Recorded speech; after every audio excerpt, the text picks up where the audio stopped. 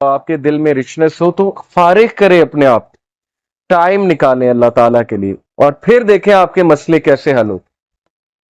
कई लोग से मैंने सुना है, एक भाई बहुत मुश्किल से गुजर रहे थे, 2 साल पहले का वाकया है, और 6-7 महीने हो गए उनका वो मसला हल नहीं हो रहा, उनका वो मसला हल नहीं हो रहा, कोई फैमिली प्रॉब्लम थी। और एक दिन मुझे मिले and he was so happy, और उन्होंने मुझे एक सेंटेंस कहा जो मैं कभी नहीं भूलूंगा। उन्होंने कहा कि अली भाई, all it took was one तहज्जुद, दैट्स इट। लेकिन 6 महीने मुझे कभी टाइम नहीं मिला, मुझे लोगों से मिलने का टाइम मिल गया, मुझे लोगों से कहानियां सुनाने का टाइम मिल गया, लोगों की सुनने का टाइम मिल गया, लेकिन तहज्जुद का टाइम नहीं मिल रहा था। All it took was one तहज्जुद, और मेरा मसला हल हो गया। तो इमाम शाफी रहीमहुल्लाह ने कहा कि मेकिंग दुआ एट द टाइम ऑफ तहज्जुद is like an arrow which does not miss its target. तो बाकी ये कि अल्लाह दुआ आप करें और ना मिले, ये एक अलग बात है, जाहिर है अल्लाह ताला वही देंगे जो बेहतर है। लेकिन ये सेंटेंस याद रखने वाला है कि all it took was one तहज्जुद। तो अपने आप को फारिग करें, टाइम निकालें अल्लाह ताला के लिए, ये आपके ही लिए बेहतर है। और फिर ये हदीस, अनस इब्न मालिक रिपोर्टेड द मैसेंजर ऑफ अल्लाह सल्लल्लाहु अलैहि वसल्लम सेड, अल्लाह ऑलमाइटी सेड, हदीस कुदसी है, O son of Adam, if you call upon me and place your hope in me, I will forgive you without hesitation. अगर तुम होप मेरे से लगाओगे, उम्मीद मेरे से लगाओगे, तो मैं तुम्हें माफ करूंगा, विदाउट एनी हेजिटेशन मैं तुम्हें माफ करूंगा।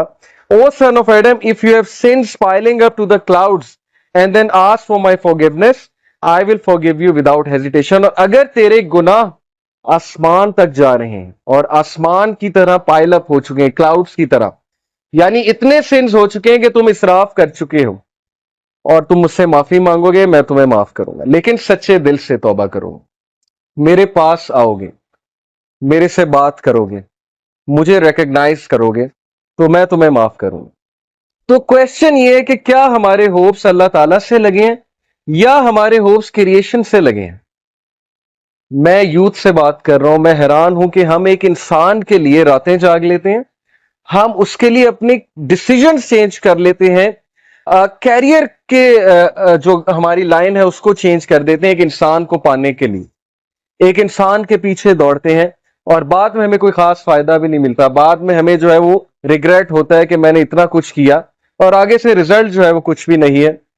तो ये है वो मिसालें जो अल्लाह ताला हमें कुरान मजीद में बता रहे हैं, हदीस में बता रहे हैं कि तुम मेरे से उम्मीद लगाओ, तुम मेरे पास आओ, तुम मेरे से मांगो, फिर देखो कि तुम्हारा मसला हल होता है कि नहीं होता है। और उम्मीद लगाने के हवाले से इब्ने तैमिया रहीमहुल्लाह लिखते हैं, उनकी एक किताब है, कलामुल्लाह.com पे आप जाएं तो वहां पर एक किताब है इब्ने तैमिया की, I think relief from distress, yes exactly ये नाम है, रिलीफ फ्रॉम डिस्ट्रेस, के डिस्ट्रेस से रिलीफ कैसे मिलना है। ओके, ये किताब है।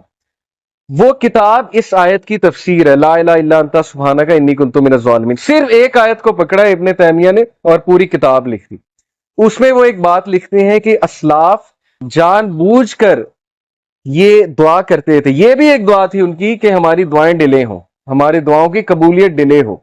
अब ये हमारे लिए, हम जैसे लोगों के लिए जो दुनिया में बहुत डूबे हैं, बड़ी अजीब बात है।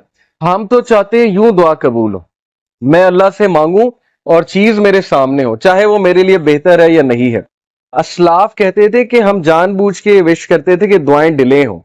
क्यों? क्योंकि जब बंदा दुआ कर रहा होता है उसका ताल्लुक ही अल्लाह से और होता है, तो वो उस ताल्लुक को एंजॉय करते थे कि हम तकलीफ में हैं, हम किसी डिस्ट्रेस में हैं, बस हम दुआएं किए जाएं। तो ये ताल्लुक उन्हें बहुत लुत्फ देता था। ये एक बहुत हाई लेवल की बात है।